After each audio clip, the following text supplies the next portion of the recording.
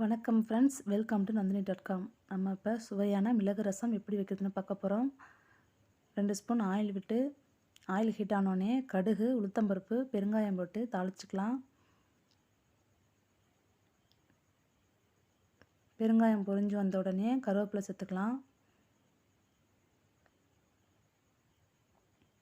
1 spoon மிளகு, 1/2 spoon ஜீரகம், 1 முழு சைஸ் பூண்டு எடுத்து இடித்து வச்சுக்கலாம். இடித்து வச்ச மிளகு ஜீரகத்தில் பாதி எடுத்து வச்சுக்கிட்டு பாதியை ஆயிலில் போட்டு வதக்கிக்கலாம்.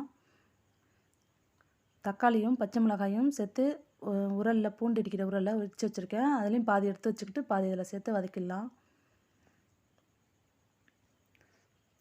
ஒரு எலுமிச்சம்பழம் அளவுக்கு புளி எடுத்து கரைச்சி அதில் எடுத்து வச்சுருந்தா மிளகு ஜீரகம், இடித்து வச்சுருந்தா தக்காளி, பச்சை மிளகாய் எல்லாத்தையும் சேர்த்து மஞ்சள்தூள் சேர்த்து உப்பு சேர்த்து கரைச்சி வச்சுருக்கேன். அதை சேர்த்து ஒரு 5 நிமிஷம் கொதிக்க விடக்கூடாது. நுரைச்சி வர அளவுக்கு மூடி வச்சிடணும்.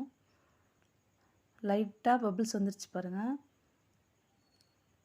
இந்த ஸ்டேஜில் கிண்டி விட்டு இறக்கிடலாம். ரொம்ப டேஸ்டியாக இருக்கும். வீடியோ பிடிச்சிருந்தா லைக் பண்ணிவிட்டு சப்ஸ்கிரைப் பண்ணிவிடுங்க. தேங்க்யூ.